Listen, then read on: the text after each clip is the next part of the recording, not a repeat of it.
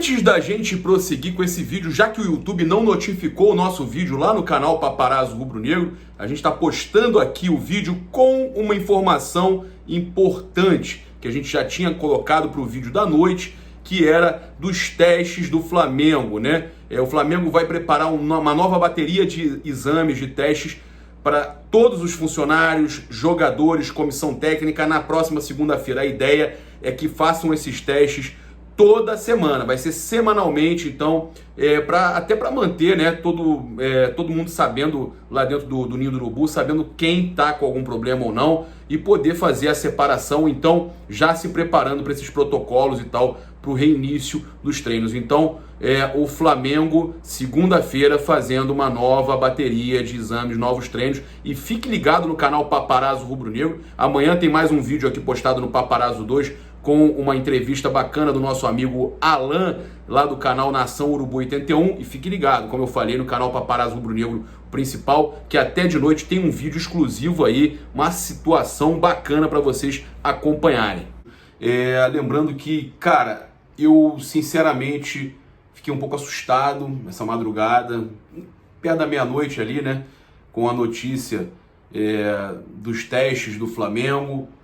Muita gente querendo saber quem são os jogadores. O Flamengo não vai divulgar quem são os jogadores, até para não causar nenhum tipo de situação desnecessária. Agradecer ao Insta Verde, ao Fernando, que me citou lá no canal alternativo dele e disse que concordava comigo. Eu só quero dizer o seguinte, gente, independente de qualquer coisa, eu acho que as pessoas têm opiniões, mudam de opinião. Eu mudei a minha opinião recentemente. O que não quer dizer que eu não esteja torcendo para a volta. Estou torcendo demais para a volta do futebol. Eu não aguento mais esperar o retorno do futebol. E eu queria dizer uma coisa para vocês, de verdade. O que o Flamengo fez, ninguém está fazendo. Lógico que o Inter, o Grêmio lá no Sul estão testando também. E lá a pandemia não está igual aqui nem em São Paulo. Mas o Flamengo deu exemplo. Você fazer 293 testes, comprar 600 testes e fazer o que o Flamengo está fazendo é exemplo, tá? O que o Flamengo fez foi provar para a sociedade que a gente tem, sim, uma quantidade grande de pessoas infectadas, pessoas que estão positivas. Se no universo aí de 293 pessoas a gente teve essa quantidade toda aí, 13% testando positivo, o Flamengo conseguiu provar e fez um bem à sociedade, provando, né, essa situação que é alarmante. Ainda assim, analisando com calma, o Flamengo falou, né, que nos testes esses jogadores, principalmente, todos contaminados, estão assintomáticos, o que comprova, apesar de ter a necessidade do distanciamento e de se manterem isolados, comprova que muita gente segue assintomática e a gente espera que continue assim. Eu vou falar aqui sobre essa situação do Jorge Jesus, porque é importante que o Flamengo vai fazer exames mais completos sempre no Jorge Jesus e tem um protocolo a ser seguido por ele ter 65 anos. Então, essa questão dele ser idoso, ele ter 65 anos, faz com que ele tenha essa necessidade de um cuidado maior.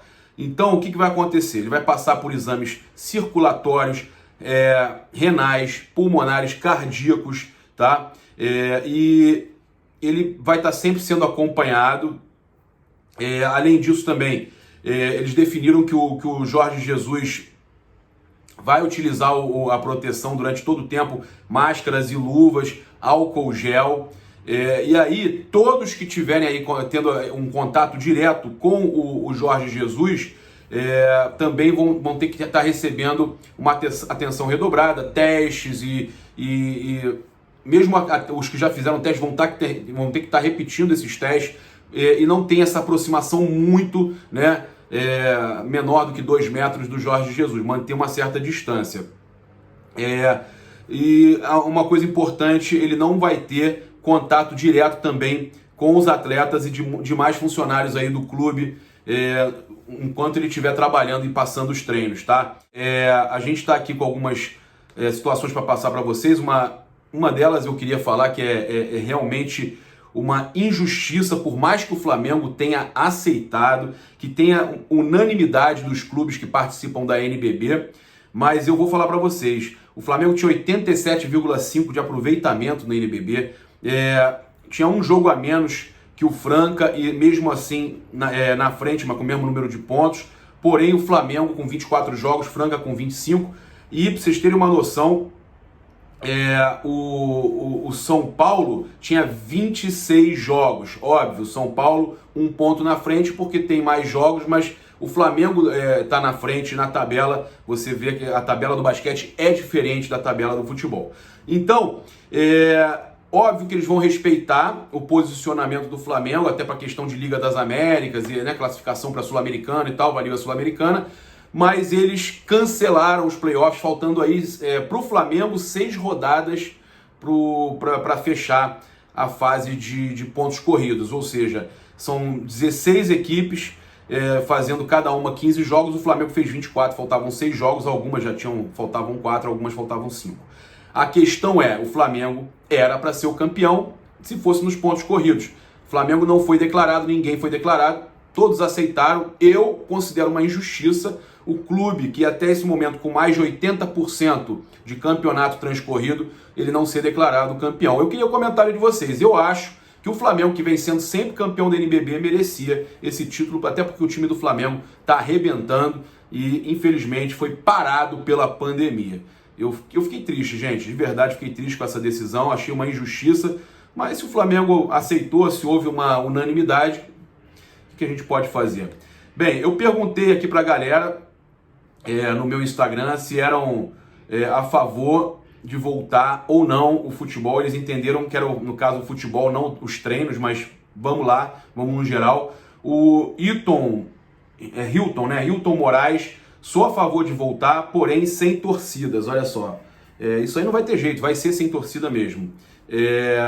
O Luan VF falando, eu só seria contra a volta do futebol se todos fossem contra funcionários de mercados, farmácias, postos de combustível, caminhoneiros, e todos ficassem em casa.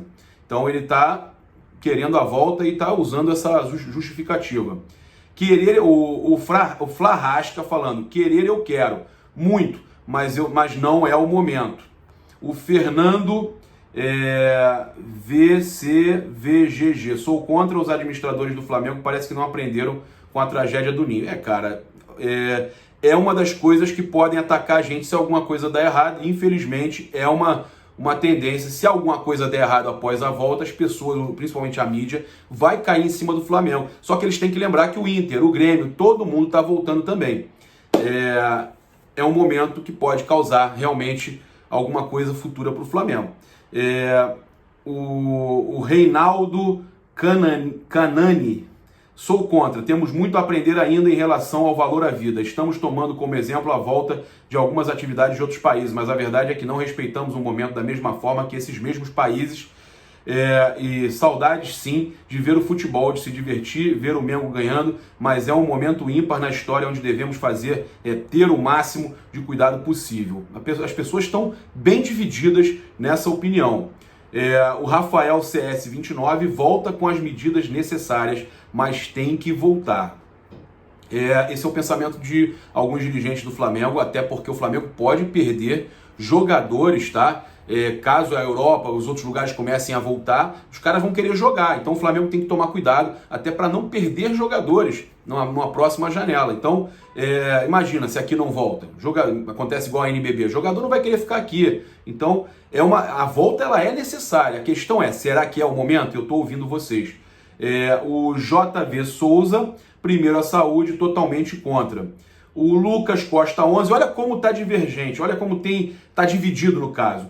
Super a favor, mas sempre com as medidas preventivas, sem torcida, sem contato e nas comemorações de gols, etc. A Kalina Mil, que eu sou a favor da volta com as devidas precauções, aos poucos voltamos à vida normal.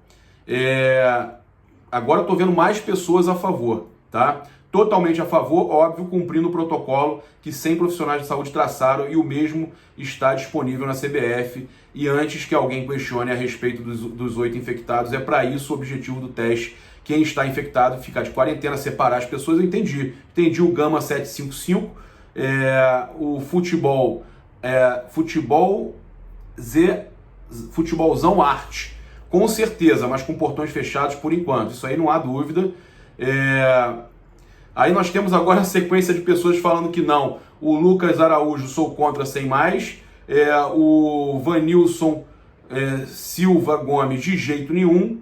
E o IV0012 não tem condições de voltar. Infelizmente não há medida que se sobreponha a essa situação caótica.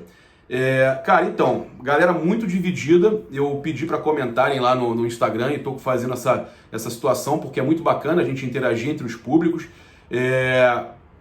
E aí aproveitar agora para mostrar para vocês rapidinho a matéria da Goal que a Raíssa fez, a entrevista que ela fez com o Alex. Ele falando, o Alex, que jogou no Flamengo, ele falando que o Everton Ribeiro é o maior jogador em atividade no Brasil nos últimos 10 anos. Escuta só. Por exemplo, eu acho o Everton Ribeiro nos últimos 10 anos o melhor jogador que o futebol brasileiro viu.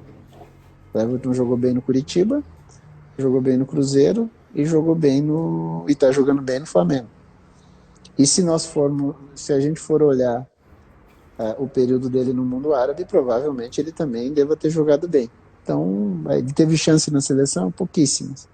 Porque ele não tem qualidade? Não, porque o treinador prefere outros jogadores, né? Preferem outras características.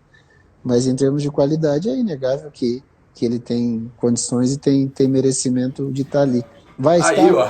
Não sei. Então, o Alex falando que o Everton Ribeiro é o maior jogador em atividade no Brasil nos últimos 10 anos. E eu queria ler aqui alguns comentários também.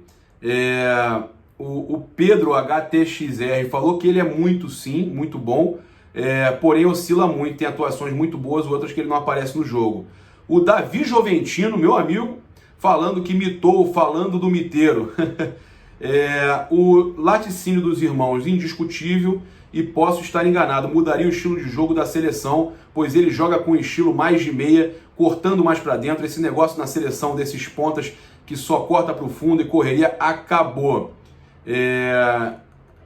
O Brendo VL _, Alex sabe muito. O Lima Sheldon 24, realmente o cara. O Henrique F, certíssimo, e este sabe do que está falando, pois jogou muita bola, mas muita mesmo. SRN sempre. Aí o Igor Fons 19. Nenhuma, papa. Miteiro joga demais. Saudações rubro-negras. Ele concordando, não tem nenhuma dúvida. O Alisson Ousado, Miteiro para mim hoje é o melhor jogador em atividade no Brasil e um dos melhores do mundo pelas suas características. O mais preto falando que nunca joga mal, ou tá bom ou tá excelente. O Wallace 12 Araújo, ele é muito regular, fora de série, merece todos os elogios. Vou pegar a galera que falou, que comentou há mais tempo aqui, pra gente poder dar uma chance a todos aqui. Cadê? Vamos lá. O Dan Aze Silva, Alex sabe bem o que é jogar e ser injustiçado na seleção. Anos se passaram e nada mudou, só muda os nomes, exatamente. Jogar pra caramba e ser injustiçado. O Matheus Muniz, ninguém na América do Sul sabe fazer o meio-campo funcionar tão bem como ele. É o melhor mesmo. Talvez o melhor da América do Sul. O Rubro Edits, ele, Dudu e Fábio são jogadores que não dá para saber como não tiveram mais oportunidade na seleção. O Adi Souza, tecnicamente, sim. E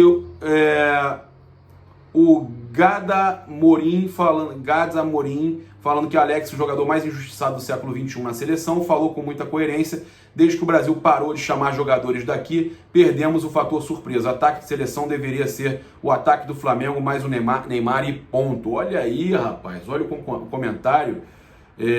O SJR Miamp, concordo, e nos últimos 5 anos o Arrasca está no páreo também. Para nossa sorte, os dois são nossos. Sensacional, a galera participando aí, muito legal, parabéns a Raíssa aí pela matéria. A gente vai falar aqui rapidamente também sobre o Márcio Araújo. O Márcio Araújo falou que o Ilharão, né, destacou que o Ilharão, olha só o que ele falou. O Ilharão é o melhor volante do Brasil. Os pedidos da torcida pelo Cuejá não o incomodavam. Dentro do elenco sempre houve o respeito e carinho de todos.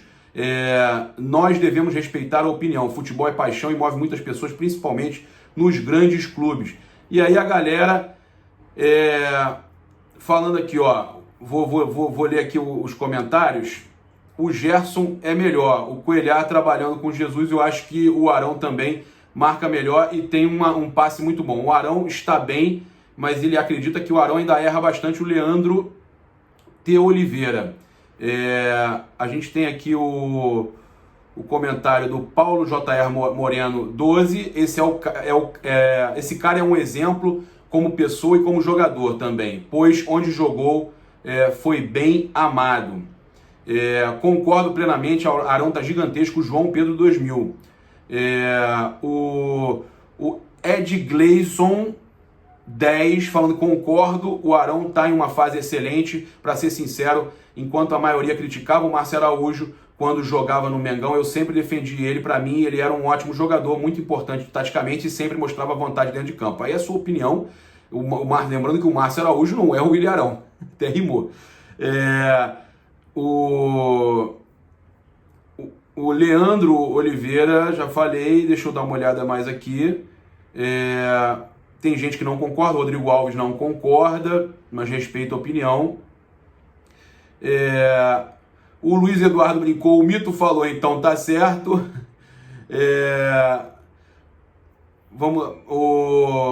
O Richard BJJ, Márcio Araújo é F, mas sei lá, pra mim o Gerson é melhor.